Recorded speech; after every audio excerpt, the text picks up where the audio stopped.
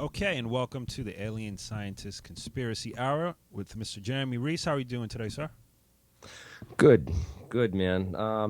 Today we're going to talk about the Boston bombing because it is the 1 year anniversary. The new marathon this year's marathon will be on Monday here in Boston, and they've already got the Boston Marathon finish line set up. I have a picture of that actually in the thing. It's called Boston Marathon Finish. If you want to show that, that's this year's finish line, and the security measures in place this year are just really totalitarian and it's interesting that they're not going to let anyone. You have to be there by 8 o'clock in the morning, and they're not going to let anyone else in. They're going to seal off the area. They're going to be searching everyone who has backpacks. Just stop you and search you. They're going to go through your personal belongings on the street. Basically, they're locking down like both sides of the finish line, that whole area, and they're not letting anyone new in there until after the race is over. So you have to get there by 8 in the morning and get a spot. And if you leave, you can't come back in. You know, you can leave, but you can't come back in. They're going to have the whole thing sealed off. There's been helicopters flying all around here last couple of days. I didn't really get too many good shots of those, so I don't have too many. But there's probably a bunch of videos of them online. There's just a massive police and military presence all around the city and even in the suburbs out beyond the city with just helicopters flying around doing a lot of sweeping and looking at things, and they probably got radiation detectors and different types of cameras and scanning equipment that they're really scanning like just across the countryside for this thing. They're going like totally overboard than what was needed. None of those security measures really would have prevented. I don't know. They might have prevented the bombing if they had certainly the what they're doing in Boston with not letting anyone in and searching all the bags and stuff. But it's really not necessary in order to stop the terrorism and things that are going on. At least from my opinion, they could have stopped these guys had the FBI had more open sharing of information. They obviously knew about these guys. They interviewed the older brother, and there's a lot of suspicion going on there still. And personally, I've investigated a lot of the conspiracy theories surrounding this one, and looked for a lot of the evidence and stuff on them. And the one thing that I think is the most important thing is these connections that those brothers had to CIA or FBI or some other entity. I don't know that they acted alone. I don't think that they acted with those Kraft International people, and we'll get into all that stuff in the next hour and all the different conspiracies and my own personal investigation into these, having living in Boston and whatnot. So we're gonna maybe get some guests on. I put out a couple of people with the call-in number out to a couple of people, and maybe we'll get some people calling in the show later with some questions or things they want to address. And just what happened in the wake of last year. I remember I was at work that Monday, and I was just sitting there, and I heard about it on the radio. And the homeowner came out and was telling us all about it, and we started listening to it on the radio. And remember, I went home. My brother called me about like 15 minutes after, and is like, "Hey, did you hear what happened?" Because he works in Boston, a couple blocks away from where it all went down. And I talked to a bunch of people. Even a friend of mine named Adam, who is a 9/11 truther, and he's a bike messenger in Boston. He rides as a courier service, and he was right near there and rode through there on his bicycle and saw the blood and saw the bomb damage and everything else. And I mean, right in the immediate wake of this, I think it was just I was just shocked and amazed at just the amount of conspiracy theories that just flooded the internet like afterwards in the wake of the whole event. I just remember from the get-go there was all these from the start they had these conspiracy theories about the guy on the roof. You know, they had these pictures of this guy on the roof, and they were suspicious of that. And then it morphed into the Kraft International employees, and that someone came up with the number 666 Boylston Street and said it was this Illuminati like signal, and that they chose it for this reason of all these occult symbolism and meanings. And then the biggest one of all the conspiracy whoppers out there is the fake simulated victims one, the one that these were all actors who were hired to sort of like all crowd the Boston Marathon finish line, which is a really busy and dense section. It's open to anyone. It's not like you could have a bunch of real people mixed in with these actors if they were all actors, and everyone's just walking around in there in this mob scene. If you've ever been to one of these events, actually, I mean, not like they're ever going to be the same the way it was with the new security measures and whatnot, but I just don't buy that whole thing about I thought it was ridiculous how quickly these theories just appeared on the scene and were spreading around like crazy early on. And I seem to think that I seem to see a pattern with a lot of the events that happen anytime there's a big tragedy or one of these events like Sandy Hook or some of these other things. There's just a bunch of these people that jump on the scene and promote just all kinds of conspiracy theories. And I don't know if it's just a natural thing because so many people are suspicious of 9/11 already, and I don't know if it's just a result of that is the cause of it. But I also suspect that it might be also infiltration tactics like Cass Sunstein talks about, where you have to infiltrate the 9/11 truth movement and conspiracy movements. And sort of infect them with well poisoning, basically poisoning the well, infect them with other conspiracies that will make them look crazy, or so to speak, or discredit the real conspiracies by saying, these people just think everything's a conspiracy and they yell out conspiracy at everything. And a lot of people lost a lot of credibility as far as I'm concerned, because a lot of people in the the truth movement out there did jump on these conspiracy theories and promote them for a while. And a lot of people were jumping on the bandwagon promoting these things as conspiracies and stuff, and saying that, total government involvement, it was all staged with simulated victims and fake bombs and crisis actors that staged the whole thing, and that there weren't real injuries. They weren't really treated at these hospitals for these blast injuries. Oh, and also one guy at the hospital, he's a doctor from Israel at one of the Boston medical centers that treated a lot of the bombing victims. And in Israel, they have bombings like all the time. It's not like here where it's a rare thing. Over there, it's like bombings are just every day, if not every week, like just happen all the time. So this doctor had a lot of experience with bombings. And a lot of people were like, oh, he's from Israel, he must be Mossad. And then it's more proof that to them that it's staged. And that's all the proof that they really require to convince themselves of these things. They don't really ask skeptical questions and inquire about them further. I live in Boston. I've talked to a lot of people that were new people who were there. I've talked to a few people that were there and actually saw things firsthand that I know, like my friend Adam. I know I can trust what he says, because he would not have any reason to lie or cover that up, because A, he's a 9/11 truther, and B, I've known him for like 8 years now. So I don't think he would just make that up. And it's all sorts of other people that I've talked to that were emergency room nurses or other things, or know people that were, and have saw these things. And then also I befriended a brother of the guy that got his legs blown off, Jeff Bauman, who this was the big thing. I don't know. I sent you a picture in there. It's Nick Voigt. Not the same person. A. It's 3 A's, I think is the picture. If you bring that one up.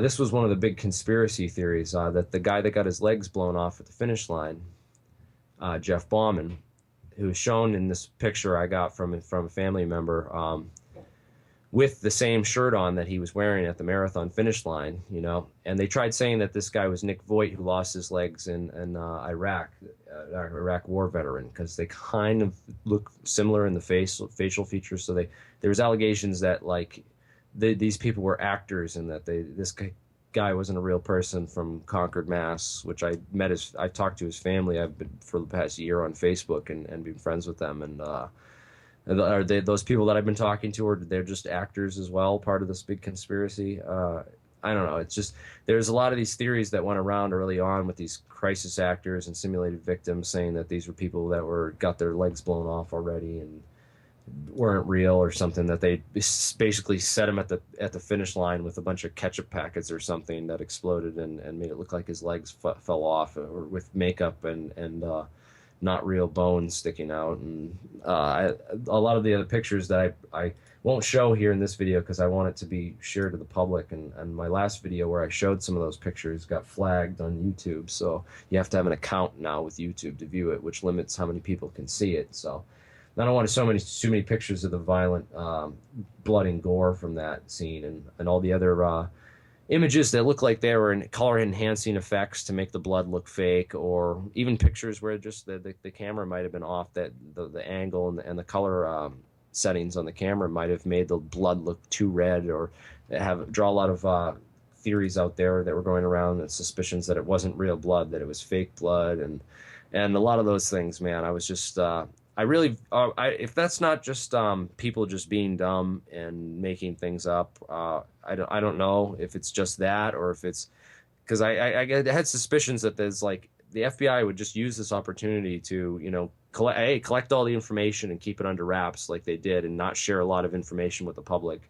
You know, the photos and stuff that they did share that are available out there are very, very blurry, not like the picture of the backpack. The FBI, it's like that's the highest definition picture there is, and you know, in the age of like high megapixel cameras, that's the highest definition image, is this backpack where you can't really make out like serious details on it, and that caused a lot of controversy with the backpacks, and was it the real backpack, and people thought it was the guys from the National Guard's backpack and whatnot. But I'll get into all that stuff. But the crisis actor thing, I don't want to spend too much more time on it, just because it's an insult to the people that died. You know, these victims, that poor little kid that was photographed right before with the "No More Hurting People" sign, you know, holding the peace sign saying "No more hurting people," and then he gets killed, and then people saying that was fake, that he's not real, and you know, what do you think his family thinks of conspiracy theories now, or what do you think they're going to look at? And do you think that they're going to be interested in looking into 9/11, or do you think any of the people that are involved with this or hurt by this are going to be interested in looking into real conspiracy theories of like false flag terrorism? Because you just insulted their families, said that they didn't really die, and that these people are all fake actors, and that's what their perception is now of conspiracy theories and false flag terrorism, that, you know, this is what those people are. They don't, you know what I mean? It doesn't give us any credibility as a movement to, I feel, to embrace a lot of these ideas where it's just, I call it sheeple. You know, they call everyone else sheeple. These people that just blindly follow what they see on Fox News and TV and whatnot, and just believe everything. You know, they're just as much sheeple as those conspiracy people that just think everything was a conspiracy and call everything a conspiracy all the time, and think that, you know, chemtrails and New World Order, false flags, and, you know, fluoride in the water, and HAARP is being used for mind control and weather modification, and all these things that are just, you know, part of the culture, I guess, in the conspiracy culture. But I don't know. I distanced myself from a lot of people in the movement when this happened last year, because I had a lot of followers in, you know, for my work on 9/11 and stuff. And then when I came out and was just trying to get real facts and bring people real information about stuff, I got a lot of people who attacked me over this, and were just like, you know, why is this guy, he's a shill, that I'm covering up the Boston Marathon bombings, and that it was really a conspiracy. And I view that as, you know, people that really want to believe something. They're married to that belief. They're married to this idea. You know, they're not just trying to like look at things skeptical and get more information. They have an idea in their head, and they want that to be true so that they can feel better about themselves, or whatever the reason is. But you have an idea that you really want this to be true, and then anyone that shows you information that conflicts with that, rather than try to address the information, you attack the person. And I saw that happen to me. I lost a lot of friends. I had to unfriend a lot of people in the movement that just going crazy with that crisis actor stuff, man. Kept posting it all over my page and saying, you know, this is real. Yeah, crisis actors are real. I've seen a lot of those things. I got invited on a couple shows, some really good researchers, Chris and Sherry Geo, and they were telling me about the crisis actors. They said, look, we called up one of these places, and this is what we said. We recorded the phone call. Like, these people do real things. And Yeah, well, crisis actors, that might be something different. How is there proof that those people are all paid to stage this event and then keep it covered up for through all the medical people that treated the bombing victims and all the finish line staff that were emergency medical people dealing with medical issues for the marathon runners, people that pass out at the finish line and stuff, and that they're all fooled too. Like those people all saw fake blood and it was all a staged event. It's just, I don't know. It's almost unfathomable. And for my investigation, I think the biggest thing we need to look at is definitely the ties of those terrorists to whoever they motivated them to do this. Whether it was just the older brother who's dead now and can't speak for himself. Oh, and by the way, let's address that issue, the Watertown issue at the shootout sites and what's going on there. So, I got a picture of Watertown too, where on there it shows Dexter and Laurel Street, which is the corner where the shootout took place. I marked sort of the houses that I saw bullet holes in the fronts and stuff, and with blue X's. I saw bullet holes all in those fronts of those windows. I saw pipe bomb craters or just craters in the road with burn marks around them in 3 locations around there. And then I saw this large blood stain, which was allegedly where he was run down in the street and run over and killed. And a lot of people had this theory that he wasn't really run down and killed because on Nicholson Street, which is a little ways around the corner right from here, they arrested this other guy that looks a lot like Tamerlan. They stripped him naked on the sidewalk and then they led him to the car. And I have some edited photos of that. It's definitely not the original, and it's like muting out his private parts, obviously. But I wonder where the originals are for those pictures and whether there's some higher definition images that are available. Because I do not believe that this is the older brother Tamerlan that they arrested, since why would they run him over in the street later, and whose body was that and blood in the street, and why would they just make that up and have a shootout in that neighborhood and shoot up a bunch of people's houses? And there's videos of the shootout too from a couple people who lived on Laurel Street that shot video out their window as this was going on of the 2 brothers hiding behind the van that they were driving and having a shootout with the cops down at the end of the street on Dexter. So it was just I went there. I talked to some of the neighbors in person. I probably don't think that those people are crisis actors as well. I have their names. I did a favor because after 9/11, I always wished that more people had gone and documented the actual crime scene evidence, took more videos. Of course, after 9/11, they sort of sealed off the whole area and didn't let any cameras in and weren't. They didn't allow anyone in there except controlled and approved photographers like Kurt Sonnenfeld of FEMA, who later became a whistleblower because he had footage of molten steel and also incendiary charges sort of going off and flickering things in the pile that were in a lot of his videos. But anyways, unlike 9/11, I wanted someone to go out there and document these crime scenes so that there wouldn't be so much theorizing. There would be some actual real hard evidence. So the first day that they reopened the city, I went into Boston and Watertown and went to all the crime scene locations and filmed them with like a high-def camera. And I just went around on scene and took some raw footage of everything and posted the raw footage on my channel. Didn't get a lot of views, didn't get a lot of people checking it out, but at least people have it for reference or for future reference if they ever want to go back and be like, well, I have some questions about this. What really happened on Dexter and Laurel with this shootout? And they can go and see what I saw on the crime scenes, I don't have a video interview of the neighbor that I talked to. I didn't really feel like putting him on the spot like that because, for whatever reason, I don't really want to get him involved in all this nonsense if he doesn't need to be. So another thing I did is I took a picture of that guy that was arrested on Nicholson Street, and I went to there's a high Armenian population, and Armenians look very similar to these Sarnav brothers in their appearance, the dark black curly hair, and they're very similar to the Middle Eastern or Chechnyan features. So there was a lot of people arrested that night. Anyone matching the description of these two were strip searched and brought in for questioning and brought into custody. So they arrested over 300 people in Boston, Watertown, Somerville, all around, like all over. And there's all kinds of people that look like this guy, or at least from a distance in a blurry photograph. could resemble him. So it's no surprise that this guy was stopped and pictures were taken of him and stuff. But I also went and put up that picture at the Armenian American Club in Watertown, which is right down the street from where this guy was arrested. So I figure, if he lives in that neighborhood or frequents that neighborhood, and maybe someone at the Armenian American Club will know him. And so I went and put a flyer up and that I made for that, and I didn't get any email responses. So and still have the verdict is out. I haven't been able to get any information from the Watertown police about who this guy that was arrested, this particular guy, and it's understandable with a lot of the chaos and there were all kinds of other police, not just Watertown police, that they had like.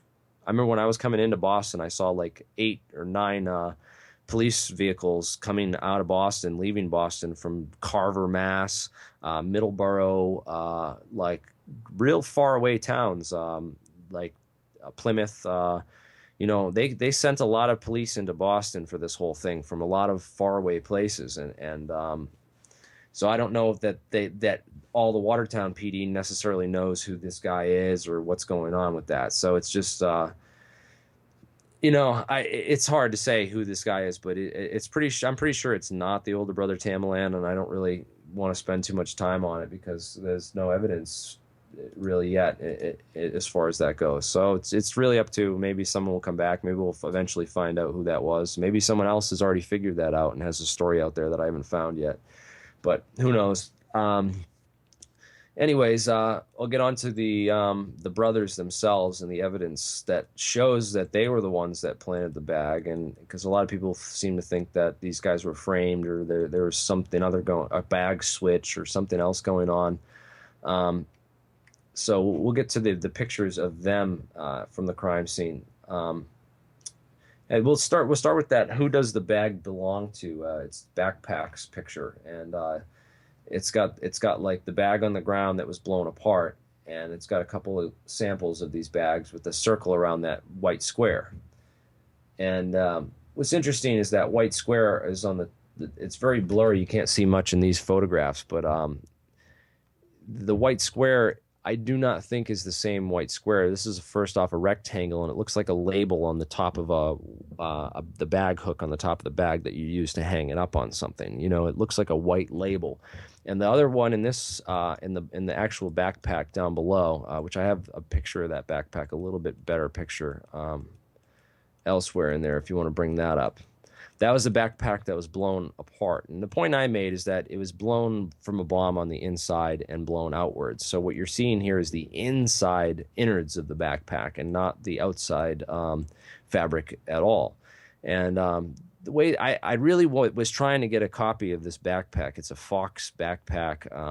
I can't seem to find anyone who has a backpack like this. I put out a couple questions or suggestions of people, anyone who knows someone who has a backpack like this that we could check out and view. I'd like to be able to rip it apart and show on the inside what I think we're seeing here is that the white stuff is stuffing from the innards of the backpack.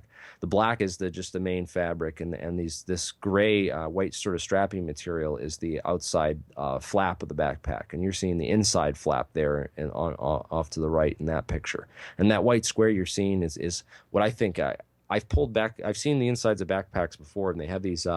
It's this little rubber square, and they sew that into the backpack so that they can sew things onto it. It's like a little rubber kind of square, and I don't know how else to explain it. I'd like to get an example of it, but I don't have one readily available. But anyways, that's what I think you're seeing there. There's this other fabric that's attached to that. Obviously, it's coming from the innard fabric of the backpack and ripping it out, so it was obviously attached to that somehow. I think it's just an upholstery. These things, they use them just to sew things together as like a supporting structure. It's this little rubber like square thing that they sew into the fabric to give something a little extra bracing. So I don't think it's the same thing as that tag on the top of the backpack. And again, you can see that by the stitching on there, it's looks like the inside of the backpack rather than the outside flap, and that's seen on that one National Guard guys in the backpack.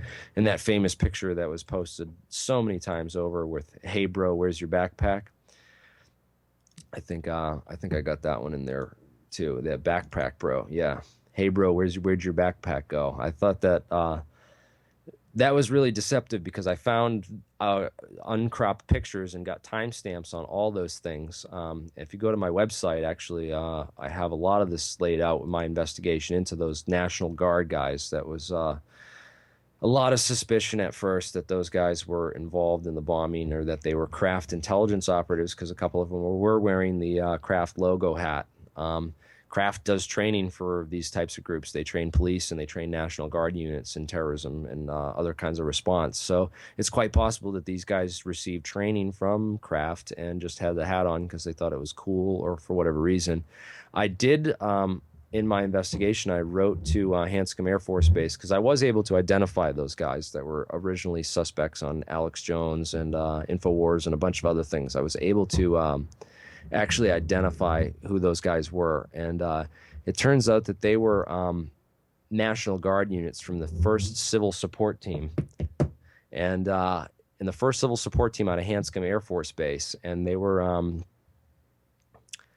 I was able to find a picture of them all in a row and sort of match their faces up to the guys who were on the ground, and I did that in my original video about the Boston bombing conspiracy fever, and I have a picture of that, the Kraft International suspects identified, where I kind of matched up their photos to that members of the 1st Civil Support Team out of Hanscom Air Force Base and showed that, hey, you know, these guys look a lot more like it than all these other people we were saying, because people were saying he looks like this House of Sod guy and that he looks like other people from Sandy Hook and these other things. And there's a lot of these theories going around, but I think I'm pretty sure my identification of who those guys are is the right one. I also wrote to Hanscom Air Force Base, got a couple responses back from them, no real information. They just were able to really confirm that they had a unit there that day, and that then he responded back. And he said that I need some more time on this as it has escalated above my rank. I will be in touch, and that's the last I ever heard from him. He hasn't. I wrote him like 2 emails since then, and he never responded back. That was James Sahady. I spoke to him on the phone at one point, and he was really open to the idea at first, and then I just said, hey, can you just at least say something about, is this a breach of uniform protocol? I looked up some of their manuals for their uniform protocols to see, you know, if they're wearing this hat and they're supposedly working for 1st Civil Support Team, they should be in their National Guard uniforms, not in this sort of private contractor uniforms and stuff. That was very, I never got an answer back from them on that. Again, I'm just a dude. He probably was just like, who's this guy? He's not important. I'm just going to ignore this, or it didn't think it was obviously important enough, or maybe his superiors were just like, don't talk or don't say anything more about this. This is classified, or who knows. But anyways, I've not been able to find those guys. Maybe they'll be at the marathon. I assume they probably will be there again at the marathon on Monday, if they're still in the National Guard and still in the Civil Support Team. So they'll probably be at the marathon around. So, you know, maybe someone can go. I'm not going to be able to make it there.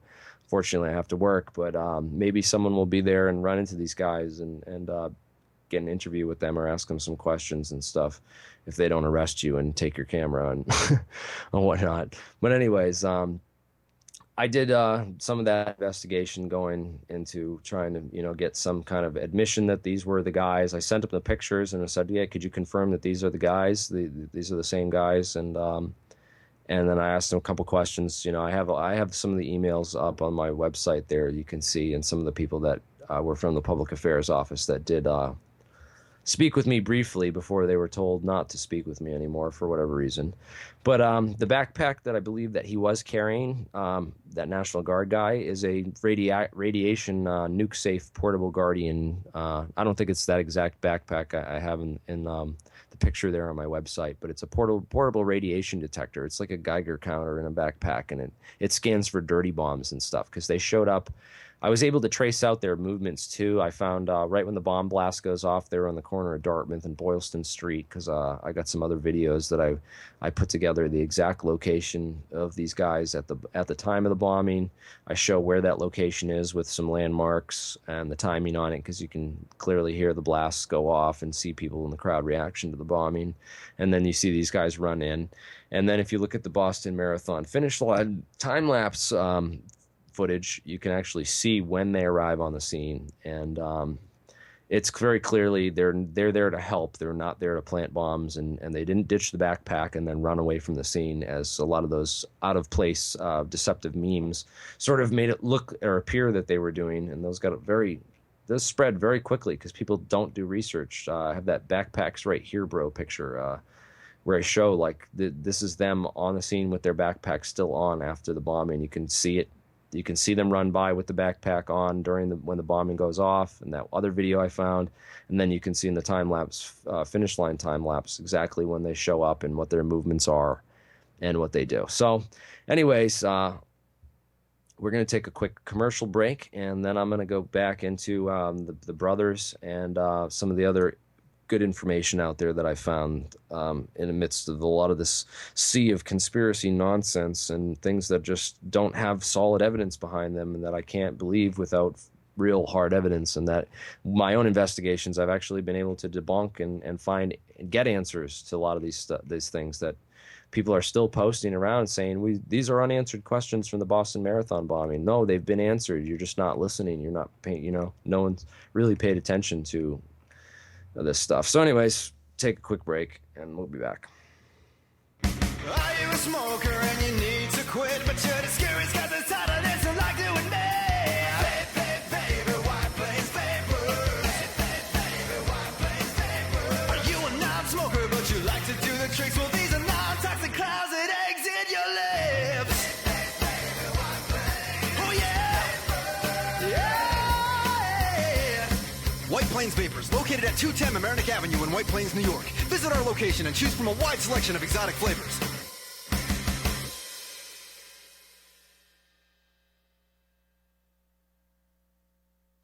You're watching the Zadaza Entertainment Network on ZenLive.tv. Welcome to 10-Second Songs, the only place where you can get this kind of singing. Success I need it, yeah, I fiend it. The more you hate, the more I'm gonna dream. Big breed to achieve, we believe since day one. Never satisfied unless the song is an extreme hit. With this kind of singing. God in a second life, rocket club, prepare to march, bring your friends. And then back to this kind of singing. Now she can dance, flying high in the sky. And then back to this kind of singing. The many monsters looking for the joke on the map. His own Brazilian jiu-jitsu every day. 10secondsongs.com, exclusively on Fiverr. We're something till we are told.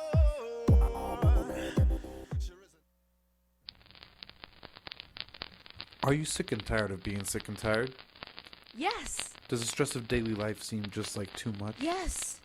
Are you simply fed up? Yes. Do you wish you could just make it all chill out? But how? Well, then you need a Royale grinder. Royale grinder is a jumbo-sized 2.5-inch diameter premium 4-piece herb grinder that fits in the palm of your hand. With 50 closely interlined, everlasting chunky teeth that will keep on shredding whatever enters your chamber. I can use it for all my herbs. Thanks, Royal Grinder. I'll never feel shitty again.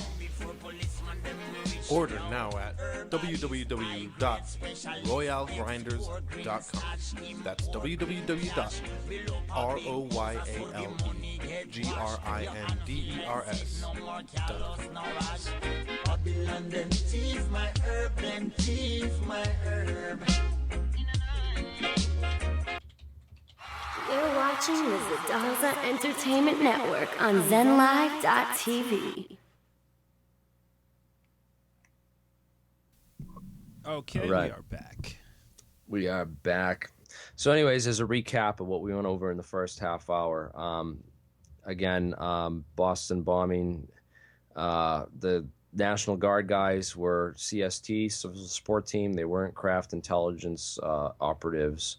The address was not 666 or 666 Boylston Street. It was actually a different address. I think I have a picture of that up on the website on my page. The actual street addresses where the bombs are 755 Boylston Street and 671 Boylston Street.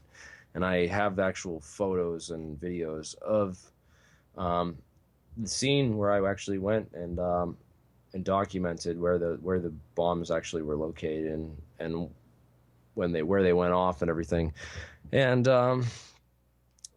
talked a little bit about the crisis actors and some of the other nonsense conspiracy theories and how they serve to discredit other false flag terrorist events, and really draw skepticism and scorn on our entire truth movement as far as the eyes of the public go, and how they view people who ask questions about these things or make allegations of something more might have been involved. But anyways, I also wanted to mention some news that I was going to go into at the beginning of the hour, but I forgot because we just got right into the Boston Marathon bombing stuff. And that's the tragic death of Michael C. Ruppert last weekend after his Lifeboat podcast hour. He apparently shot himself, and yeah, so he definitely did shoot himself. He's dead, and he's going to be dead for a while. Unfortunately, he was a really awesome figure in my book. I followed him for a number of years. He got me into really 9/11 with his book Crossing the Rubicon and a lot of his other documentaries and stuff that he put out. I viewed him as one of the best truth speakers in a lot of these subjects, and in a lot of ways, although I didn't agree with all the things he said or all his analyses. He did make some really groundbreaking discoveries and do a lot of really groundbreaking investigative journalism work and exposing the CIA involvement in the drug trade, the opium trafficking in Afghanistan, and AIG, the money laundering and racketeering services, how the drug money is laundered through the big banks, and peak oil, the oil companies, the involvement of big business, the military-industrial complex, even some of the software that was used to really stage the computer attack of 9/11. I still believe in a lot of his analysis that 9/11 was a computer crime that was done with sophisticated computer software that could hijack planes by remote control. All this existed. Also, the computer software that was probably installed as backdoors in a lot of these Fortune 500 companies, which had faulty accounting software installed in them. They were all sharing a lot of the same faulty accounting software, and they could have easily been a computer bug that transferred thousands and thousands of dollars, millions of dollars around from accounts inside the World Trade Center computer systems while the attacks were taking place, as evidenced by hard drives found by Convar. They were found, sent to this company, German company Convar, to do this analysis on the hard drives, and then Convar was bought out by Kroll, which is a subsidiary of AIG and one of the World Trade Center security companies. And of course, all the information on those hard drives sort of disappeared down the black hole with so much other evidence that was destroyed on 9/11. And I just think that 9/11 is the one false flag that people really should be paying attention to. There is a lot of disinformation and crazy conspiracy theories regarding 9/11 that really just aren't even worth mentioning here or getting into, but really it's helped me a lot to read stuff that Michael Ruppert's written, and it's a tragic loss to see him no longer with this movement, and to tend to think that he took his own life because he felt that helpless to change anything, and he knows that the world's going downhill. There's gonna be this collapse. He has the movie Collapse, and he founded a collapse net with the Lifeboat Hour to set up these sort of ways to what he viewed as lifeboats to sort of survive past the post-apocalyptic period, which is going to happen once oil hits $8 a gallon and our economy completely tanks. And he saw this coming. I don't know how soon it's going to be a reality. It could happen. It could happen. We've been hearing it's going to happen tomorrow every day for a while now, but it's eventually going to catch up with us. I don't know if it's going to hit us all at once. It might be more gradual than he anticipated, and a lot of other people think. It's just really it's tragic to see him no longer with us, and that he took his own life because he felt so helpless to fight against them and didn't see a readily available solution out of this problem that we're all faced with. And I don't know, it affected me in a very negative way. I was very angry about it. A lot of people were sad, and I was just really pissed off about it when I first heard the news. And I said a couple things about him, and I called him a fucking quitter because who gives up and just shoots themselves. And when he's a leader and trying to lead all these people to lifeboats and show them the way out, and then he goes and sets an example like that by shooting himself. And I really, really pissed me off that he did that. I don't think that he needed to, although I saw him sort of slowly mentally declining over the years. I really believe that he did shoot himself. There was of course, a lot of theories out there that he didn't really commit suicide, that he was killed. Of course, in a couple of his own films, like in The Truth and Lies of 9/11 and a couple of these other presentations he's done, he's actually said, hey, I will never kill myself. So if I kill myself, it was a murder. They killed me. He said that, and so a lot of people were like, no, this couldn't be. But I really look at it. He wrote the suicide notes and everything else, and it's just a tragic loss for the movement. And it affected me in a negative way because it's not the first time someone close to me has blown their brains out with a gun. And I was just really mad about it. And I'm still mad about it. I'm still mad at him for doing that.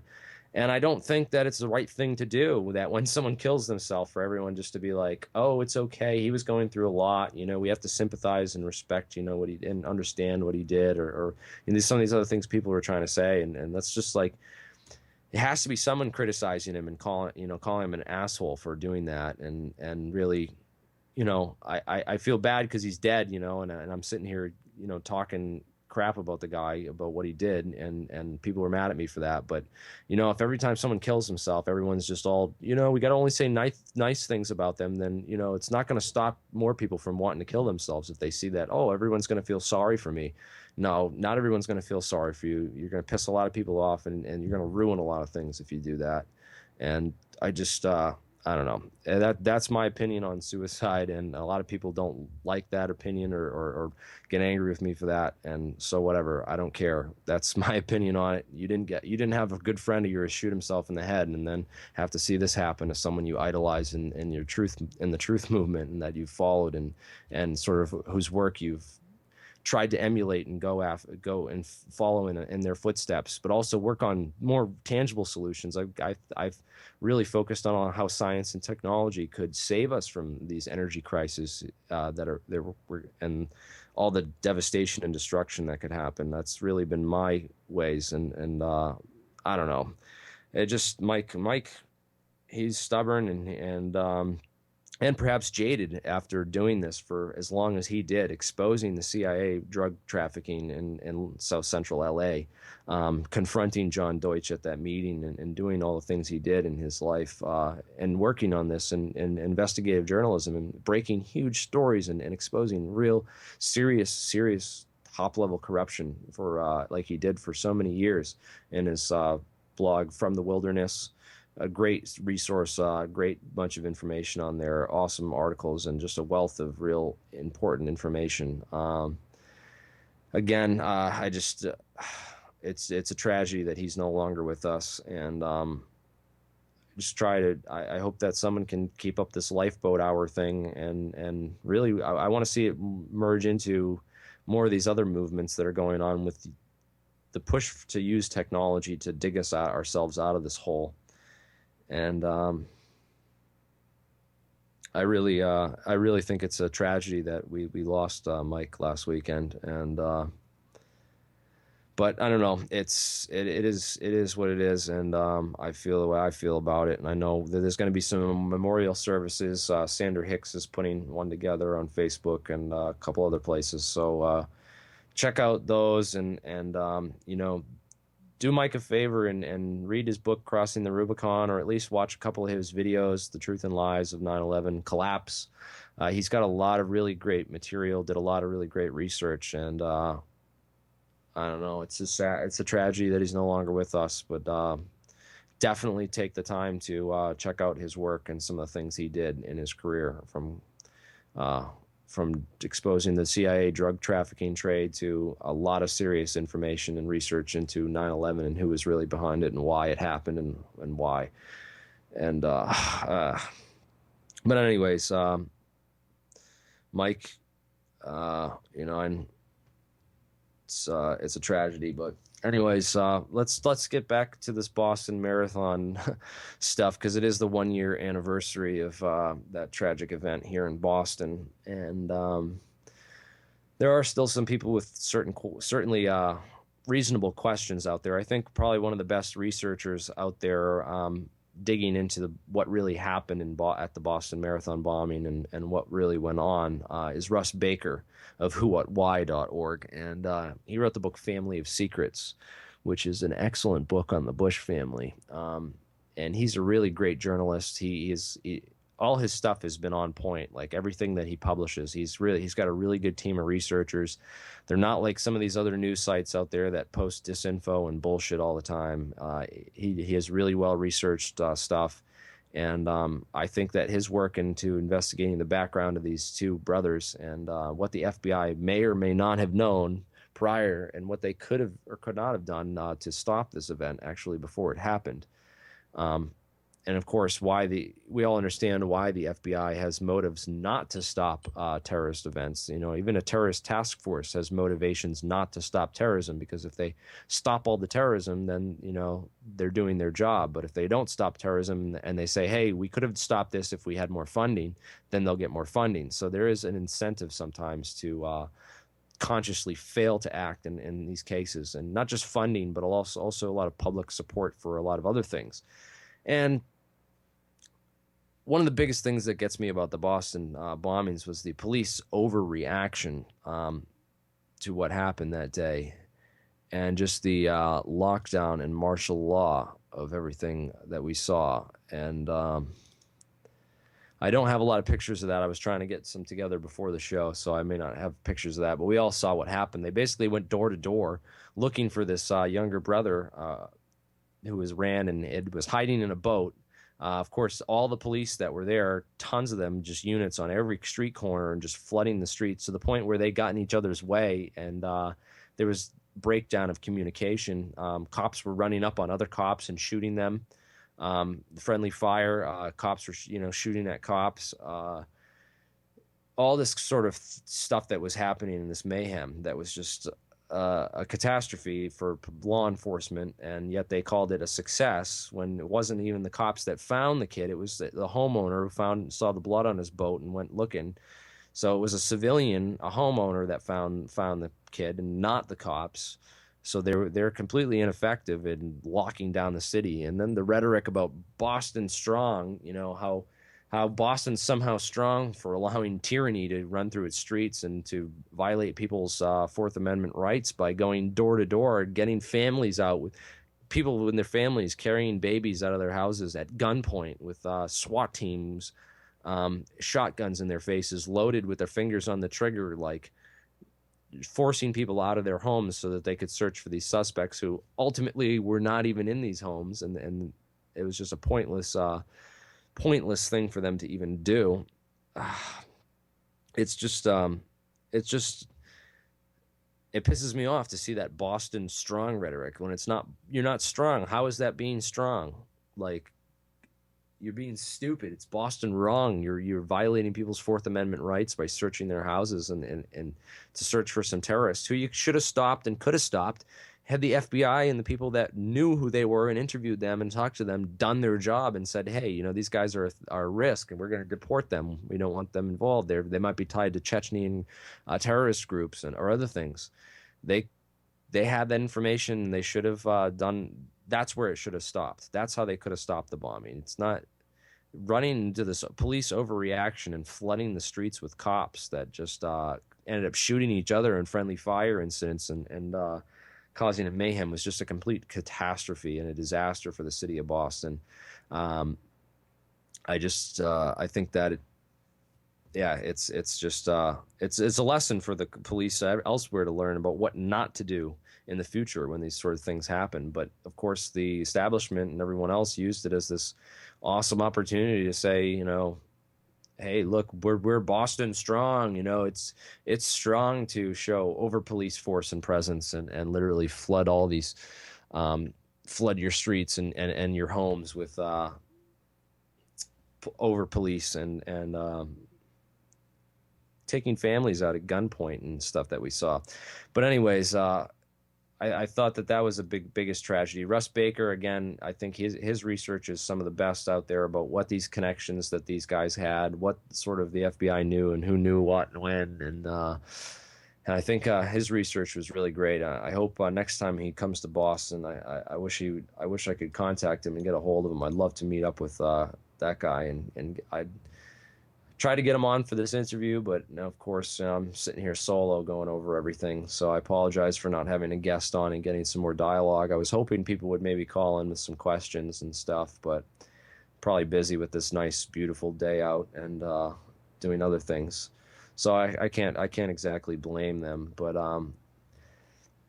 anyways, I'll be posting a lot of links and stuff to more information. Of course, go to my AlienScientistBoston.html. I have a page. I'll be posting a link to my whole summary of all the research that I did here in Boston, just getting videos, knowing the landmarks, knowing the city and stuff, and being able to look at all those videos and say, oh, I know right where that is, and then being able to piece all that sort of together for people that don't really know and don't have the time or the access to the information to be able to do all that stuff. And again, I really think it was the brother that planted the backpack. There's been some discrepancies about the backpack and it not matching. I think, again, you're seeing the backpack's inside blown out, that strap was something that folded down on the top, and that there's pictures of him standing right next to the kid and the woman that died, right next to where the bomb went off.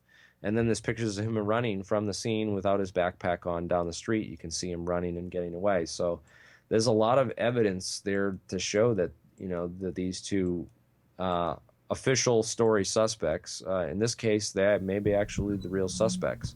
And real quick, Jimmy, I don't mean to cut you off, but you do have a call. Oh, I do. All right, bring him on. Okay, Jeremy, this is Ray. Hey, Ray, how's it going? In Tennessee. I've got a question. Has anyone asked who the hazmat company was that cleaned up the blood and all of the arms and legs and whatnot? Ooh, that's a good question. I do not know the answer to that. I do remember the whole thing with the report of explosives. Do you know who it is? Do you have any information that I... No. I was hoping, since you're close up there, you might have some connections, but I think that would be a very good question to ask. Interesting. I hadn't thought of that, and I definitely will try to look into that. I've run into a stonewall with a lot of these things looking for information. Yeah. I went on site, and you try to talk to people, and they just like... oh, what are you trying to get information for? And then they look at me like I'm a potential terrorist and or something. It was really tricky. I tried going to like Lord and Taylor and getting the footage, the camera footage and stuff, or asking them about it. Again, no one was really open to talking with me about a lot of these things. So it's been hard. It's been difficult, but. Yeah, that's definitely a good question because who was the hazmat team that there picked it up? there are government regulations covering that, very stringent government oversight. So it would have to go according to some oversight. I mean, you can't just send Joe the Bum down there picking stuff up and throwing it in a bag. Yeah, I've been thinking about trying to team up. I'm not as good with the FOIA requests as some of my other friends are, but definitely we should get like a little list of these things together just to get some information and documents out. More just hard evidence of people can look at this. Again, I've been talking with Jeff Bauman, the guy that got his legs blown off. I've been talking with his brother, family member, his brother online. I got a couple pictures from Chris Bauman. Right. He plays guitar and stuff, and I play guitar and a musician as well. So I've been talking to him about guitars and music and stuff and whatnot. But he's an interesting guy, and I'm trying to get in with him. I don't know. I haven't talked to his brother Jeff, and I don't quite know how he feels about the whole thing. I know that he has a book, and he wrote a book, and he's promoting a book. He was at an event in Nashua, New Hampshire last weekend. I was not able to make it to that because I was again doing again doing my show and everything. But he did a show. He did meet up in Nashua, New Hampshire. I know a friend of mine on Facebook, John Blythe he's from Boston, area, and he went up there to the site and actually, or went to the thing. They didn't want people taking too many photos, I guess, with him at the actual event. But he actually met Jeff at the thing, and I gave a quick report of what that was like. And he said he gave him a package on some of the information with CIA connections to the two brothers, and with some other information and an email address to get in touch with them. And I also sent Jeff a message on Facebook and a friend request, but he hasn't replied or accepted my friend request yet. So I don't know. It would be nice to get some information from him, and it would be cool if you could get, like, I say he should find all his medical records and just post like at least a couple copies of some of his medical records, just so people can, that's like hard documentation that it would be really hard to fake, or at least tell me who his doctors were, and I'll go and interview him. I mean, it'd be so easy to debunk that. I don't know if I really have to go through those lengths and necessarily because. Again, we're talking about an argument from ignorance here, and it's a fallacy to say that, we assume that this is true until you can prove it false. You can't really just assume that these people were all crisis actors until it's proven false. There has to be some sort of hard evidence for that one way or the other, and lack of evidence is not a substitute for evidence itself. But again, it's hard to get people to talk to you about these things or even want to. So again, it occurred to me that Jeff himself might have some interest in what went with his appendages. Maybe he could get the information. Oh yeah, that's another thing. If we could win him over to our side and just get him to ask for information or at least speak out on it. But I don't think he will, because. I don't know. You have to understand the people that he's probably hooked up with are getting him. He's got people bringing him out on the ice for the Bruins games, and he's meeting probably the whole team of the Bruins and getting all these things. And if he were to sort of like come over to our side, I believe that that they'd probably drop him from the mainstream media. He'd lose a lot of his connections and contacts and things that he probably does have going for him right now. They've gotten people to pay for all his medical bills and everything, and all his surgeries and stuff. So I don't know that it would be that easy to convince him to sort of. It would put him in probably a bad spot. But exactly. But now the other thing, I do want to tell you how much I appreciate your efforts. You and I agree on most things. We've had several disagreements, which is fine too. Well, it's good to finally speak with you, Ray, because we've talked a lot on Facebook and stuff, and I'm glad you called in, because now I get to finally, hear a real voice behind someone, and and that's all right. I don't agree with everyone else. Like even Mike Ruppert, who I was talking about earlier. Sure. He did a lot of great work, but not everything I agree with, and that's just how it's going to be, And we're all working for the same goals, and at the same, we're all working toward the same ultimate goals of, exposing the truth and trying to find out what the truth is. I hope so, anyway. Well, I think we are. We're Americans, and Jeremy, seeing you as a young person, I consider you young. I'm almost 70. I appreciate the efforts that you're making. That as a young person, I went to Vietnam, but I only went to Nam because I was told to. I never questioned it. You're questioning things. You're not just accepting things because they say it's so. And boy, that if ever we need that attitude today, we need it. Well, thank you, Ray. Okay. Well, listen, I'll let you go. Let me put a plug in. My nephew has a band called the Dirty Governors, and if they're ever in your area, you make an effort to go see them. He's the Dirty Governors? The Dirty Governors, GUV-NAH. All right. Thank you very much, Ray. And and also, we're at the top of the hour, so we're going to have to wrap the show up for the day. I hope you guys learned a little thing or two about, at least my investigations. Check it out, and don't take my word for it. If there's something you disagree with or you don't believe me on, please confront me on it or show me why it's wrong, and I'll make my best effort to correct it. And thank you very much for watching. Alien Scientists, take care. R.I.P.